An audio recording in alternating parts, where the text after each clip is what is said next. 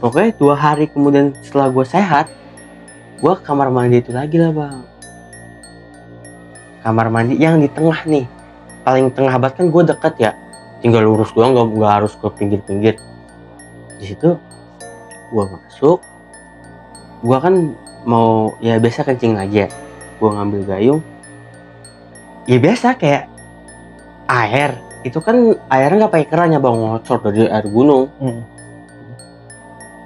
Kok kayak ada tangan gitu. Gue nih, gue sampai kocok-kocok mata. Gue sadar kok kayak ada tangan. Gue di situ karena trauma ya bang. Bang, gue teriak kan. Nggak ada yang denger tuh. Emang lagi nggak ada yang di kamar mandi. Nah, pas gue nengok kan gue begini ya. Pas gue nengok ke atas, itu sosok perempuan. Pokoknya itu gue lihat sosok perempuan. Kepala diikat nih bang, digantung diri.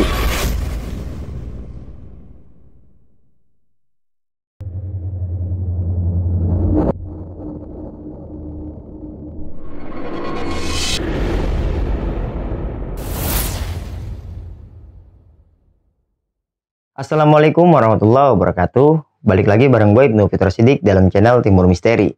Sebelumnya gue mau berterima kasih nih buat kalian semua yang sudah mendukung Timur Misteri sampai sejauh ini. Semoga senantiasa kita semua selalu diberikan kesehatan, diberikan kemudahan rezeki, serta diberikan kemudahan dalam segala urusan-urusan kita. Nah, di kesempatan kali ini masih sama seperti video sebelumnya. Di samping gue pastinya sudah ada narasumber yang nanti akan menceritakan pengalaman misterinya untuk kita semua. Dan juga di kesempatan kali ini narasumber gue seorang santri, yang mana dia akan menceritakan pengalamannya ketika dia mondok pesantren. Di pesantren itu dia mengalami banyak kejadian-kejadian horor. Salah satunya bertemu dengan kuntilanak yang konon katanya kuntilanak itu mengakhiri hidupnya di kamar mandi pondok pesantren. Nah, untuk lebih detailnya nanti biar narasumber gue aja lah menceritakan pengalaman horornya seperti apa. Siapakah narasumbernya? Di samping gue sudah ada Bang Hamid. Hamid, apa kabar Hamid? Alhamdulillah nih, baik. Ke Timur Misteri Hamid ya, buat bagi pengalaman horornya. Nah, kita langsung ke inti pembahasan kita lah Mita. Tadi lu sempat ngobrol juga di depan. Kalau lu ini nyantri ya, mondok pesantren. Betul. Dan banyak kejadian-kejadian horor. Salah satunya lu ketemu sama kuntilanak yang gantung diri nih. Historinya kuntilanak itu gantung diri di kamar mandi pesantren. Iya. Itu gimana nih kejadiannya? Itu tengah malam. Gua mau buang air kecil kan. Oke. Gua ke kamar mandi. Jadi kan baknya panjang tuh bang. Ya pokoknya tempat penampungan air lah. Hanya disket ya, baknya jadi satu ya. Betul. Oke. Jadi gua mau ngambil gayung nih, kok kayak ada tangan gitu. Gua ngucep bang, kok masih ada berdarah gitu. Tangan? Iya. Oke. Gua sampai teriak lah, mang, ini apa mang? Nggak ada yang jawab, emang nggak ada yang deket kamar mandi. Gitu. Ternyata itu kuntilanak itu. Iya. Menggantung diri di kamar mandi itu. Iya. Gokil, tapi kita tahan dulu ya. Siap. Nah, tapi sebelum masuk ke ceritanya, buat kalian semua yang mau jadi narasumber di Timur Misteri, kalian bisa nih langsung aja DM ke Instagram kita, Timur Misteri, atau juga dengan mengirimkan email di timurmisteri.cr@gmail.com. Untuk mempermudah kalian, nanti linknya gue cantumin di kolom deskripsi. Oke, gue rasa opening gue cukup. Simak terus video ini sampai habis agar kita bisa mengerti isi ceritanya. Dan jangan kemana-mana, tetap berprasangka baik karena bukan hanya manusia yang diciptakan Tuhan.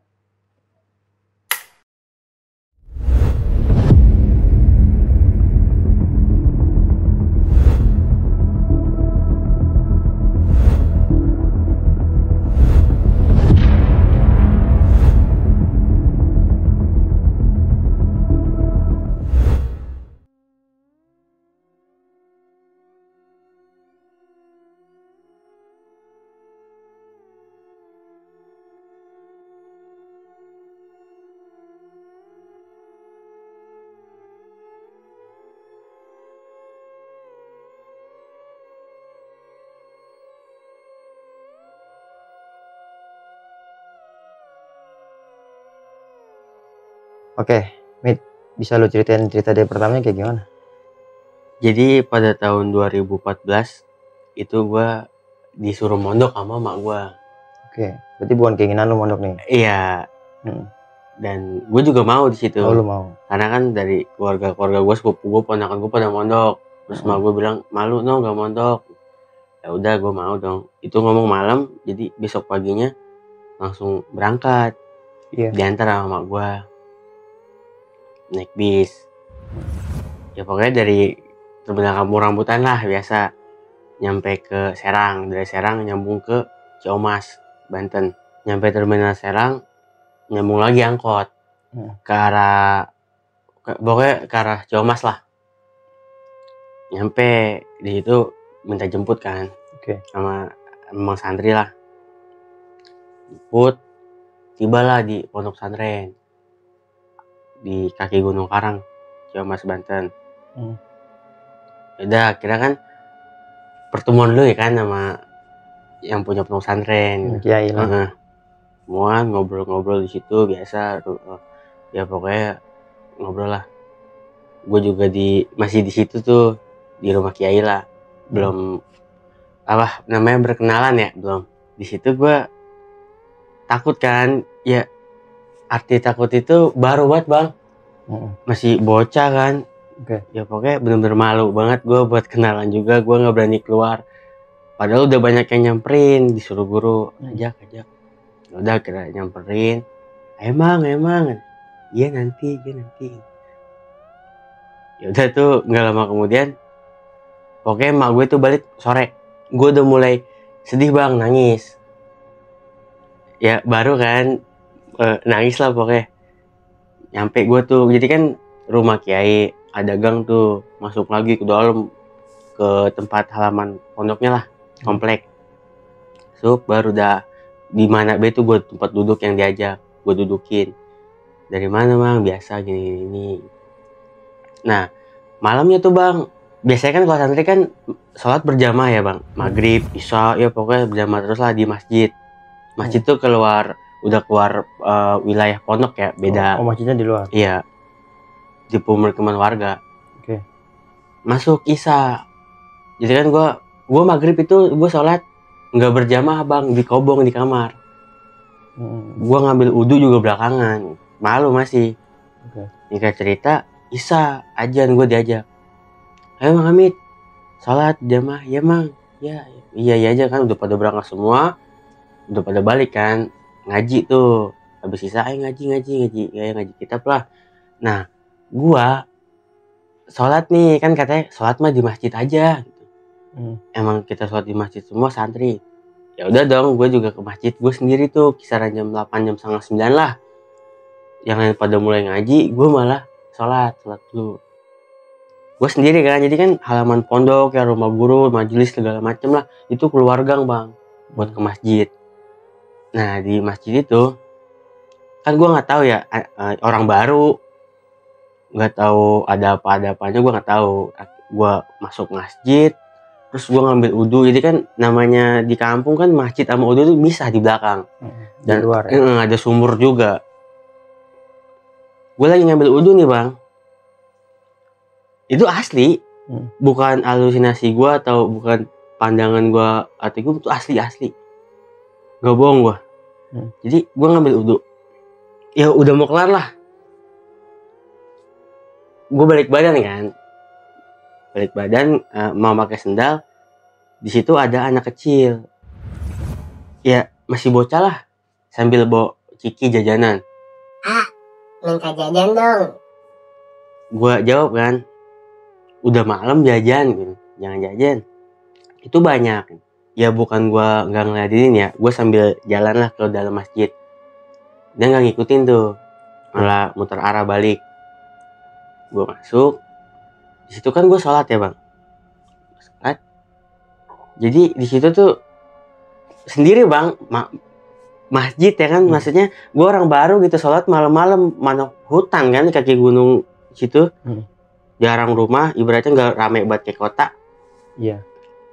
Itu tuh berasa ada yang ngikutin, ya gue berasa aja karena sendiri mungkin ya, suges gue gitu. Sholat kan, nggak mungkin dong sholat diburu-buruin, nggak mungkin. Jadi gue tetap fokus kan. Nah pas tahiyat akhir itu kan, kalau terakhir kan uluk salam ya bang, Assalamualaikum. Nah gue jawab ke kiri lagi tuh, ada suara anak kecil yang tadi tuh. Dia ngikutin lagi, Assalamualaikum. gue langsung nggak doa tuh bang, kayak tuh. Nah di situ gue ya pokoknya gue doa gimana sih, dalam hati langsung gitu-gitu dah. Saking paniknya gue keluar tuh bang dari masjid, gue pakai sendal, gue lari dong, gue lari ya pokoknya lewatin rumah warga, ya nggak jauh banget, cuman lewatin rumah warga. Pokoknya kita kalau mau masuk gang itu ngelewatin rumah gue dulu kan. Nah di situ gue ngos-ngosan kan, ada sapam pondok. Kenapa nggak apa-apa, gue belum mau cerita tuh. Pas tibanya gue di Kobong, ya di kamar gue nih gue tepatin, itu disamperin sama sapam tadi. Kenapa? Kayak ada yang dilihat. Gue langsung cerita. Iya tadi lagi wudu lihat anak kecil, terus sama sholat juga kayak ada suara gitu. Oh itu perkenalan kali gitu. Semua santri sini udah ngeliat semua, warga-warga. Itu anak saya. Anak? Iya, itu anak saya. Jadi anaknya ini ya pokoknya itu kronologinya gue nggak tahu tahun berapa ya bang ya. Main nih, pokoknya main sama temen-temennya yang bocah-bocah kecil umur 3 tahun bang. Dan dia tuh bocah itu kan namanya bocah kecil, jajan mulu, jajan lah. Dia sambil bawa ciki nih bang. Yang lain pada main di lapangan, anak kecil ini yang gue lihat dia main ke belakang, maksudnya si sumur. Di masjid itu kan ada sumur bang. Itu dalam banget. Tanpa sepengetahuan warga, orang tuanya, anak kecil itu nyebur di situ. Meninggal pada hari itu juga. Itu kronologi pagi, katanya cerita tuh bapaknya sambil nangis, nyebur pagi, sore baru ketemu, karena dicari-cari itu nggak ada. Jadi gosipin hilang lah ya. Iya, dan ternyata ibunya, maksudnya istri si bapak yang jadi sapam ini, kayak punya firasat, coba ke belakang masjid, kayaknya dia suka ke situ mulu tuh. Ya udah nyamperin, benar turun, pakai tali lah. Dievakuasi lah ya. Iya, ya udah di situ gue udah tahu kan, gue udah tahu kronologinya, gue itu langsung tuh pada rame, emang ngeliat, ngeliat. Iya jelas anak kecil banget gitu, tapi ya juga tahun mau dibentes bang ngomongnya. Pokoknya setiap santri yang ngelihat itu anak kecil bilangnya minta duit, minta jajan, begitu terus. Jadi kalau yang lain itu udah nggak kaget, kadang dia lagi duduk sambil makan di depan masjid. Emang dia mainnya di masjid karena rumahnya di depan masjid banget. Gue nggak tahu tuh bang, kalau pondok pesantren itu ya dulunya di suatu tempat ini ada apa gue belum tahu kan, karena gue belum banyak berkenalan sama yang santri lain kan, banyak banget, ada 1000 lebih lah santrinya. Jadi situ gue ditenangin tuh, ya udah ngopi ngobrol biasa. Singkat cerita ya pagi lah kan, di situ gue mulai ikut aktivitas tuh, ngaji kori lah pagi. Udah tuh di situ gue udah mulai kenal, gue diajak keliling, jadi per komplek bang gitu, kalau pesantrennya per komplek. Ini kesini ya udah, gue udah mulai kenal semua tuh rata-rata. Gue udah seneng kan, udah banyak teman. Jadi nggak sedih lagi gitu mikirin orang tua, kepikiran. Nah beberapa hari kemudian itu, setelah gue ngeliat anak kecil itu, besoknya udah gue emang nggak ada apa-apaan bang, kayak aman aja, tenang gitu, enak.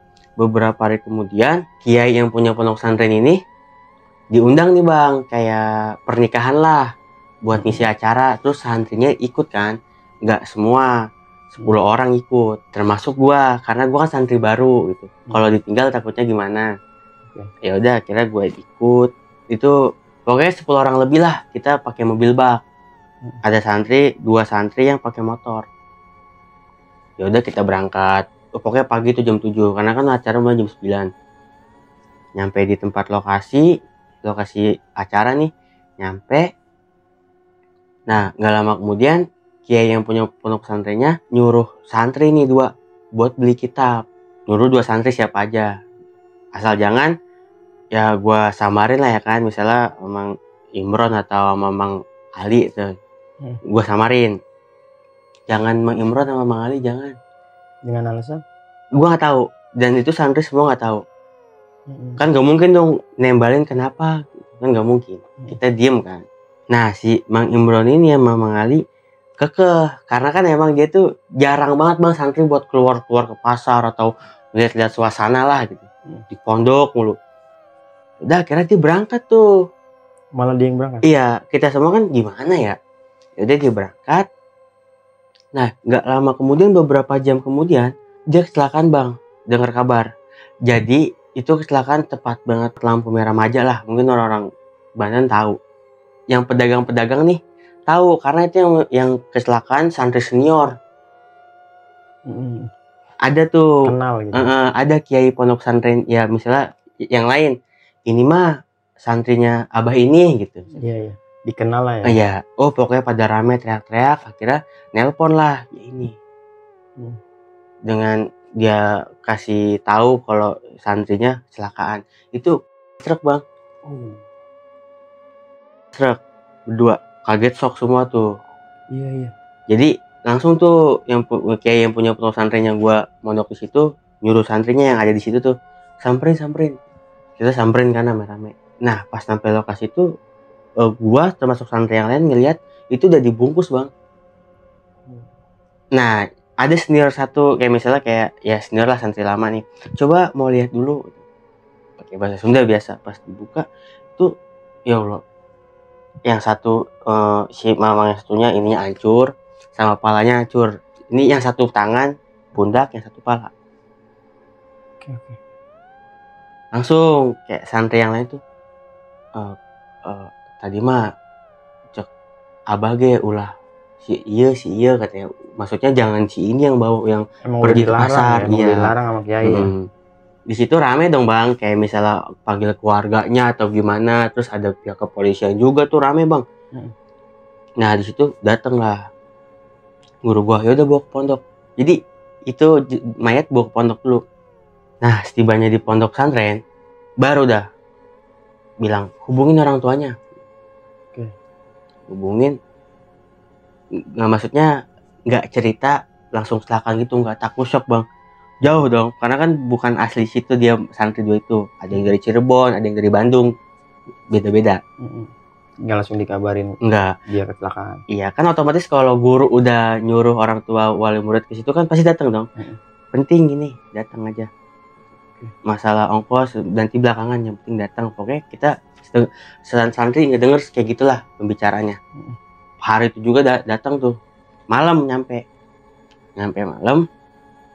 Udah akhirnya kan itu di dalam majelis lah ya ditaruhnya tuh, pokoknya di deket keranda lah.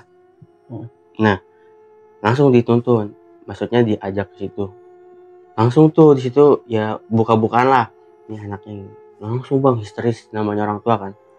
Pokoknya kedua orang tua si jenazah itu datang semua, ada keluarganya. Nah yang tukang supir yang truk bang, ada 3 orang kan, itu diajak semua ke pondok. Oh masih ada, Iya diajak sama guru gua gitu. Diajak sama apa ibu, pokoknya situ ada yang saksi banget nih, tukang ojek si sama ibu yang jaga warteg yang tahu banget. Jadi dibawa lah, nungguin malam. Udah akhirnya gak lama udah pada ngumpul semua, udah beres lah, nangis segala macam histeris. Pokoknya datanglah polisi. Baru di situ santri disuruh masuk ke pondok. Masuk. Kita nggak tahu kronologinya kan. Maksudnya pembicaranya apa urusannya. Udah ini masalah, maksudnya ya nggak diperpanjang lah gitu. Yang gue denger mah emang itu lampu merah dia nerobos, dan si supir itu ya ngerem mendadak. Yang di belakang juga pada nabrak-nabrakin truk, ada sebagian motor. Jadi beruntung.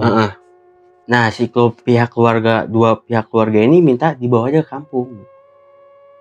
Ya udah malam itu kisaran jam 1 jam setengah 2 itu pokoknya dibawalah. Nah setelah mayat dibawa 2 hari kemudian, guru gue ini minta santrinya, nggak semua sih bang, ya 20-30 orang lah datang, dibagi 2 nih bang. Jadi misalnya gue senior nih bawa 20 orang buat ke Cirebon, jadi selama 7 hari buat ngajiin. Kan kalau santri gitu bang, ditugasin. Jadi yang 20 orang lagi buat ke Bandung. bantu ngajin tahlil segala macam. Iya, ya pokoknya kita di situ seminggu lah ya kan, bagian gue termasuk ikut tuh tapi di Bandung ngajiin. Singkat cerita, beres dong 7 hari kan, kita balik ke pondok semuanya ngumpul. Pada waktu malam kan gue lagi diajarin nih bang, kayak ngelogat kitab lah sama 2 mamang santri. Nah jadi di situ ada gua ya, si sama mamang si Ahmad lah gue sebut ya, samaran. Ada lagi satu mamang santri juga, yang satu mamang ini keluar nih bang, ya pokoknya keluar lah, kita kemana. Setelah yang mamang tadi keluar, ada lagi yang ketok-ketok, itu malam bang. Assalamualaikum, kan kita dalam kamar. Waalaikumsalam, gue jawab dong. Tanpa kita sadari, ya pokoknya gue nggak tahu lah bang, gue berdua tuh sama mamang ya Muhammad lah yang tadi gue samarin ya, itu nggak tahu kalau itu almarhum yang 2 santri itu. Jadi ketika Assalamualaikum kita jawab, kan ketok-ketok nih, tok Assalamualaikum, Waalaikumsalam, masuk mang gitu. Nah, Muhammad ini dibuka tuh, masuk. Gue ngeliat ya iya dia mereka, cuman gue nggak mikir itu udah meninggal, enggak. Ya gimana sih, kayak biasa sehari-hari bang. Misalnya misalnya temen gue nih mang santri masuk duduk, ya udah gue lihat kan dia duduk. Nah Mang Ahmad masih kayak ngelogat gitulah kan, gue yang ngayomi gitu kayak duduk. Nah pas Ahmad nengok, siapa gitu sahain, nengok Allahu Akbar, dia ngucap pas nengok Allahu Akbar, pingsan. Kenapa gue bingung. Nah pas gue nengok itu udah nggak ada bang. Itu udah nggak ada. Disitulah baru gue sadar, oh iya udah itu sakit banget kepala gue gitu.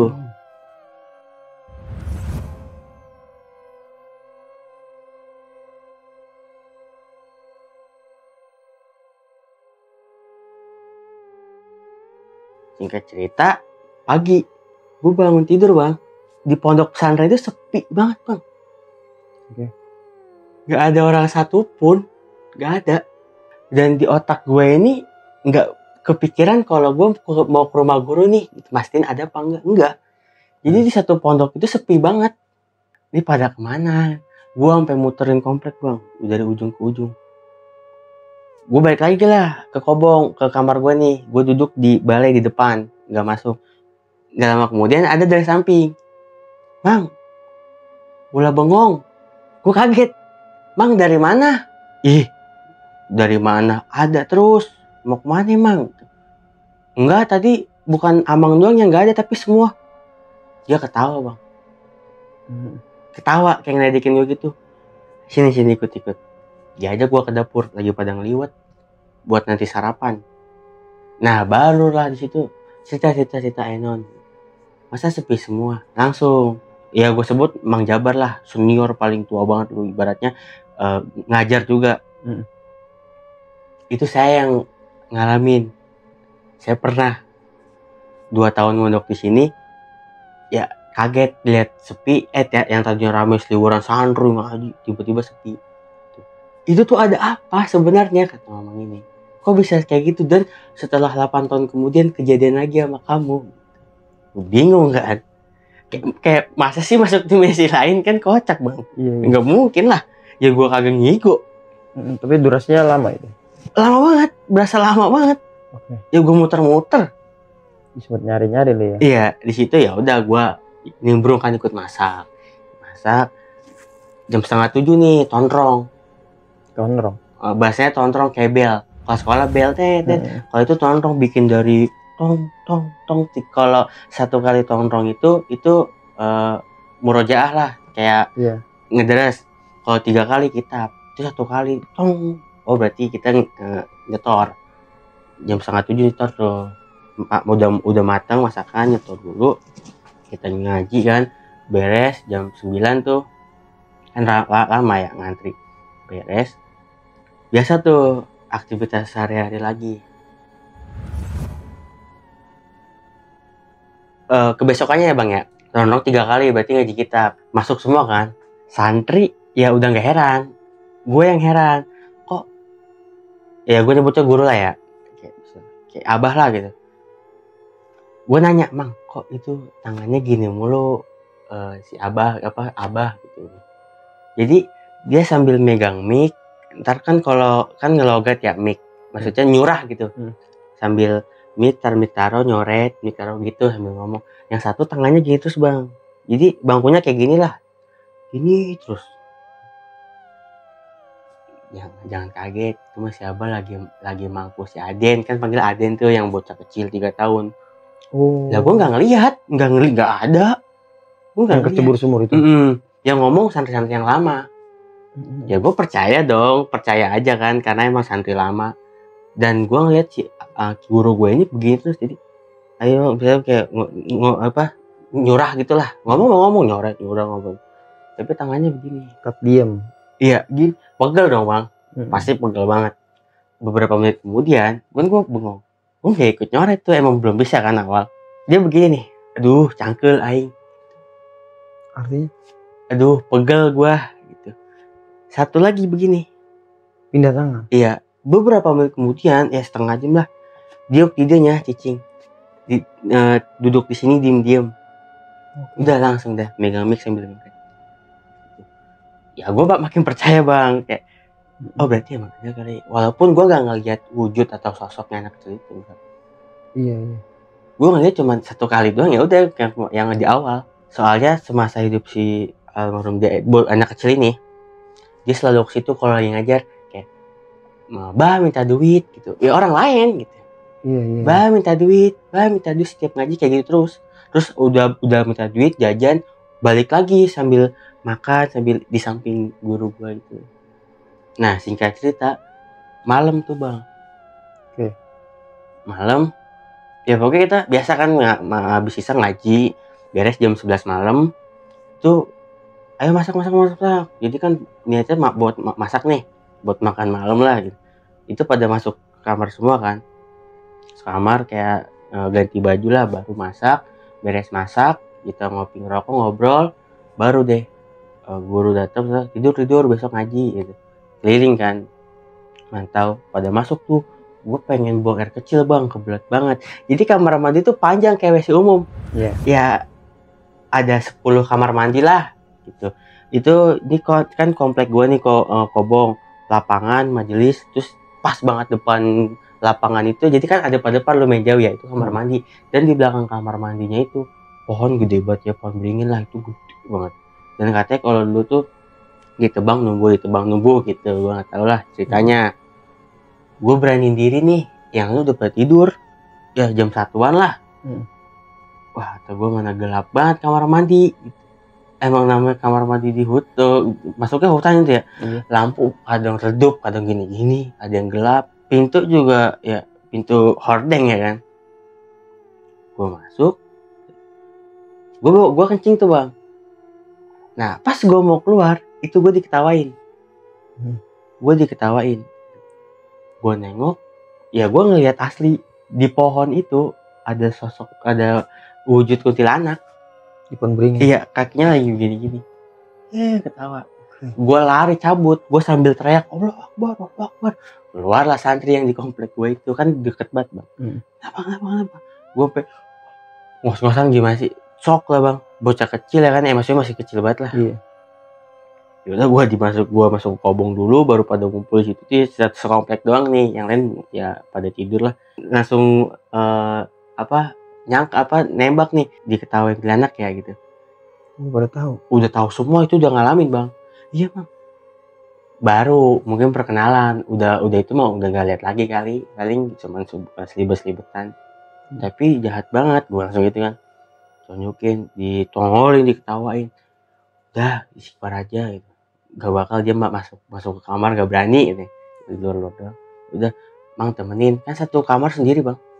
Sendiri? Iya. Gue minta temenin sama Mang Malik lah, gue samarin. Udah temenin. Nah pagi itu gue nggak bisa bangun bang. Pas gue mau bangun, badan gue kayak sakit banget. Kepala gue tuh kayak ya ibarat kalau melek nih bang, 7 keliling muter. Kalau merem enggak. Gue di situ sakit seminggu. Gue pengen pulang, kan gue di situ nggak boleh megang HP bang. Jadi orang tua nomor orang tua dipegang sama guru semua, pakai telepon kecil. Tolong bilangin abah buat telepon emak. Jangan, di sini aja, kan ada kita diurusin. Gue pengen banget pulang di kala itu bang, pengen bener-bener balik aja pokoknya. Ya udah tuh akhirnya, ya udah gue bertahan kan, gue selama seminggu tuh gue nggak ikut aktivitas, pokoknya gue sakit. Nah setelah gue sakit, alhamdulillah kan gue sembuh tuh, ya sehat lagi lah. Tuh gue ikut aktivitas biasa. Pokoknya 2 hari kemudian setelah gue sehat, gue ke kamar mandi itu lagi lah bang. Kamar mandi yang di tengah nih, paling tengah banget kan, gue deket ya, tinggal lurus doang, nggak harus ke pinggir-pinggir. Di situ gue masuk. Nah pas gue kan mau ya biasa kencing lagi ya. Nah gue ngambil gayung nih bang, gue ngambil gayung. Ya biasa kayak air, itu kan airnya nggak pakai keran ya bang, ngocor dari air gunung. Kok kayak ada tangan gitu. Gue sampai kocok-kocok mata. Gue sadar kok kayak ada tangan. Gue di situ karena trauma ya bang, bang, gue teriak kan. Nggak ada yang denger tuh, emang lagi nggak ada yang di kamar mandi. Gue tuh tangan bang kayak berdarah-darah gitu. Nah pas gue nengok, kan gue begini ya, pas gue nengok ke atas itu sosok perempuan. Pokoknya tuh gue lihat sosok perempuan, kepala diikat nih bang, digantung diri. Nah dan ternyata itu yang sosok gantung diri itu, maksudnya yang kuntilanak ketawain gue, itu sosok yang gantung diri. Gue belum tahu kronologinya. Gue lari, ya Allah, astagfirullahaladzim, itu sampai guru keluar, sampai Umi juga istrinya kan, saking kencengnya. Gue shock lagi, gue apa baru lihat nangis, dikasih minum, dibaca-bacain lah sama guru gue. Nah situ pada cerita.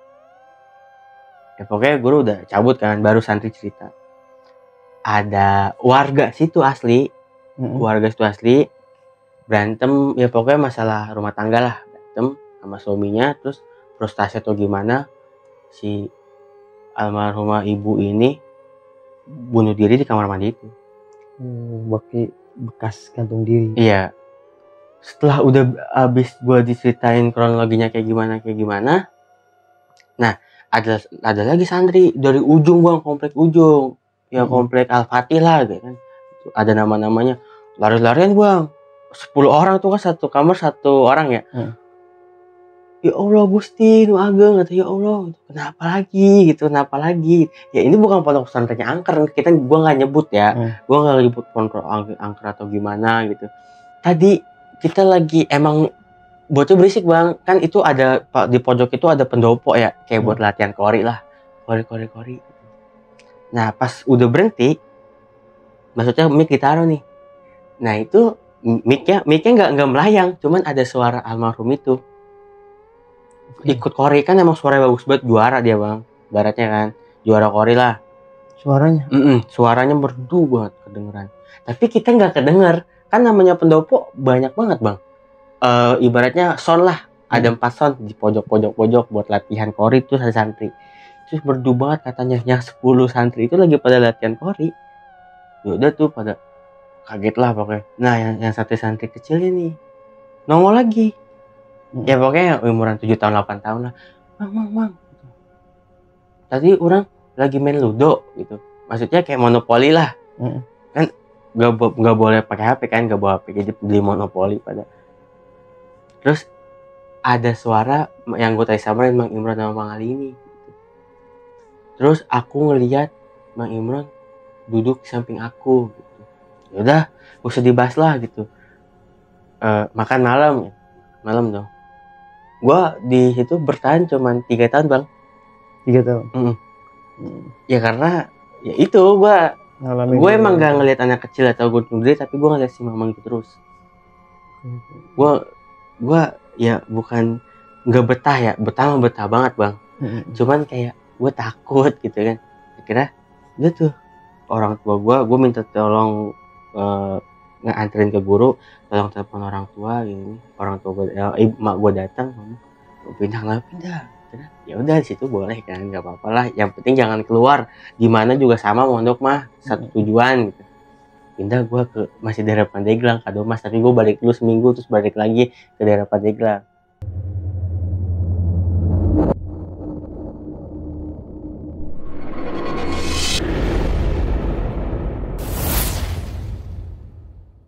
Oke, Mit, thank you sebelumnya nih, Mit, udah mau Siap. berbagi pengalaman lu di Timur Misteri, Mit, ya.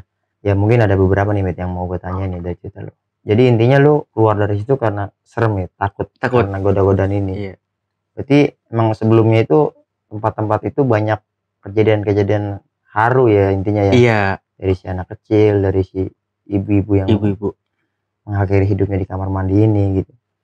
Ya umum sih, Mit, kalau sampai kita yang orang baru, kita buat ngelatih betahnya aja kita butuh proses kan Itu gitu. dia. Apalagi ditambah tempat itu memang banyak kejadian-kejadian horor ya. Ya wajar sih kalau bisa sampai cabut dari pesantren itu ya. Iya.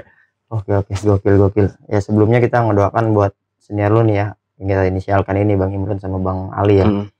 Ya mungkin dia kalau gini, Mit, kalau kita lagi pesantren itu kan kita lagi menuntut ilmu ya. Betul. Ya semoga wafatnya dia dari masih dalam kondisi wafatnya jihad lah, Mit, ya. Karena dia lagi sedang menuntut ilmu, lagi berjuang di jalan Allah ya, mencari ilmu agama gitu kan. Iya, betul. Oke, semoga husnul khotimah lah. Amin. Nah, yang mau gue tanyain tentang si anak kecil ini nih, Mit. Berarti memang si anak kecil ini sering hadirin pengajian gitu? Sering. Enggak semasa hidupnya, semasa dia udah meninggal pun dia sering hadirin itu? Iya. Apa mungkin dia hadir ke sana karena memang bapaknya kerja di situ? Emang lahir di situ. Dan bapaknya asli orang situ. Dia banyak faktor lah yang menyebabkan dia sering di situ ya. Dan orang-orang itu sedih semua, Bang, karena masih anak kecil lah. Pilu lah ya pastinya. Tahu semua baiknya ibaratnya gitu. Tahu ketika anak kecil itu nyebur terus meninggal, sedih semua, merasa kehilangan. Oke. Itu pesantren salaf apa modern? Salaf. Ya, enggak sekolah enggak. Iya, kalau salaf itu kan lebih apa ya, lebih bebas lah ya. Enggak terlalu banyak buat aturan di luar paling cuma HP ya. gitu. Iya, boleh keluar gitu kan ya. Boleh. Bebas ya kalau salaf setahu gue ya. Beda sama modern. Ada program-program sekolah umumnya gitu ya.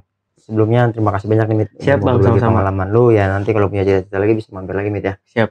Oke, buat teman-teman semua nih, selain Bang Hamid ini anak pondok pesantren, Bang Hamid ini juga punya konten YouTube ya, lagi ikhtiar itu ya. Iya, betul. Bantu juga nih channelnya Bang Hamid di Hamid Misteri ya. Iya, betul. Di situ juga Bang Hamid ngundang-undang narasumber yang mempunyai pengalaman horor-horor pastinya Bang Hamid ya.